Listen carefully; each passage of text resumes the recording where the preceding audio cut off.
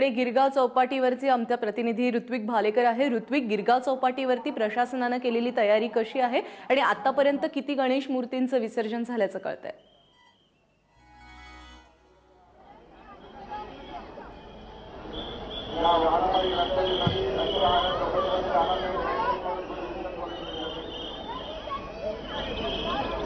ऋत्विक पर्यंत कदाचित आपला आवाज पोहोचू शकत नाहीये, मात्र भक्ती आपल्या बरोबर आहे। ऋत्विक पर्यंत आपला आवाज पोहोचतोय। ऋत्विक, कशा प्रकारची तयारी आहे प्रशासनाची आणि आतापर्यंत किती गणेश मूर्तींचं विसर्जन झालंय? मुंबईमध्ये सकाळपासूनच पावसाचा जोर कायम होता, मात्र आता संध्याकाळी 4 वाजल्यापासून पावसाचा जोर थोडा ओसरलेला आहे। सकाळपासून पाऊस असल्यामुळे ज्या तुलनेत गेल्या वर्षी गर्दी होती त्या तुलनेने सकाळपासून गर्दी कमी बघायला मिळाली। जे मोठमोठ्या मंडळांचे गणपती असतात, जे या ठिकाणी गिरगाव चौपाटीवरती विसर्जनासाठी येतात, ते अजून आलेले नव्हते। मात्र आता 4 नंतर जेव्हा पावसाचा जोर ओसरलाय त्यानंतर आता ह्या कार्यकर्त्यांचा आणि भक्तांचा जो उत्साह आहे तो वाढताना आपल्याला बघायला मिळेल। आणि आपण बघू शकतो आता या ठिकाणी मोठ्या प्रमाणात जे मोठ्या मंडळाचे गणपती आहेत ते सुद्धा प्रस्थान करायला लागलेले आहेत आणि हळूहळू आता त्यांचं सुद्धा विसर्जन होऊ लागलेलं आहे। आत्तापर्यंत मुंबईमध्ये मुंबई महानगरपालिकेने जी माहिती दिली आहे त्यानुसार साधारण 3000 गणपतींचं विसर्जन झालेलं आहे। मागच्या वर्षीच्या तुलनेत जरी हे विसर्जन कमी असलं तरी पावसाचा जोर जो आहे हा आता कमी झालेला आहे। रात्री 9 वाजता हायटाईड आहे आणि त्यासाठी प्रशासनाने आवाहन केलेलं आहे लोकांना की हायटाईडच्या आधीच लवकरात लवकर जर विसर्जन पूर्ण केलं तर ते अधिक सोयीस्कर ठरेल लोकांसाठी। आणि गिरगाव चौपाटीमध्ये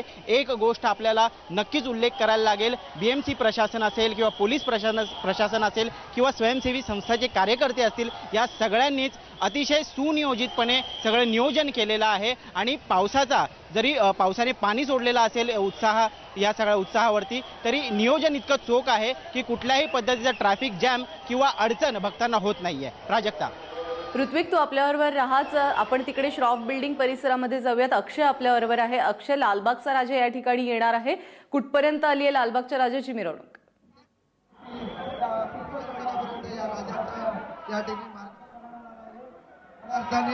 संपूर्ण महाराष्ट्रात भारतामध्ये ज्याची ख्याती नवसाला पावणारा लालबागचा राजा असे आहे, असा या लालबाग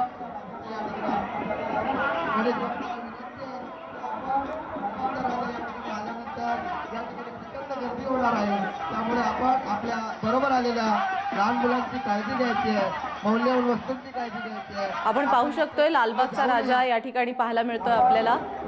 बघा अवघ्या 2 मिनिटांचं अंतर त्याला पार करण्यासाठी 3 तास लागले होते आणि त्यानंतर आता श्रॉफ बिल्डिंग पर्यंत पोहोचायला देखील त्याला प्रचंड वेळ लागणार आहे, कारण मोठ्या प्रमाणावरती या ठिकाणी गर्दी जमा झालेली आहे।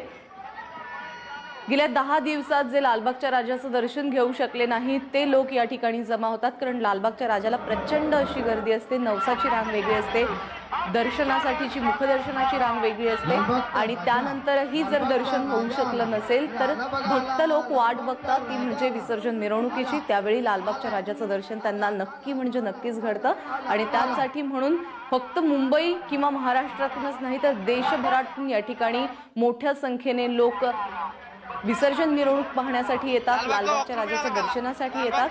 आणि गेल्या काही वर्षांमधला ट्रेंड आपल्याला पाहायला मिळतोय तो म्हणजे फोटोग्राफर्स देखील मोठ्या संख्येने असतात, जे या विसर्जन मिरवणुकीचं फोटोशूट करतात।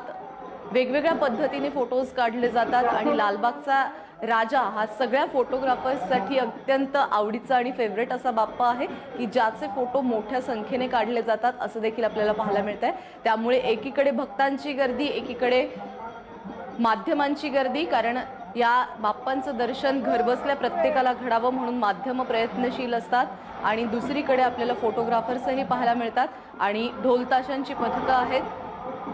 हौसे नवसे गवसे सगळेच या विसर्जन मिरवणुकीमध्ये आपल्याला पाहायला मिळतात। आज वरुण राजाने हजेरी लावली, त्यामुळे या सगळ्या गणेश भक्त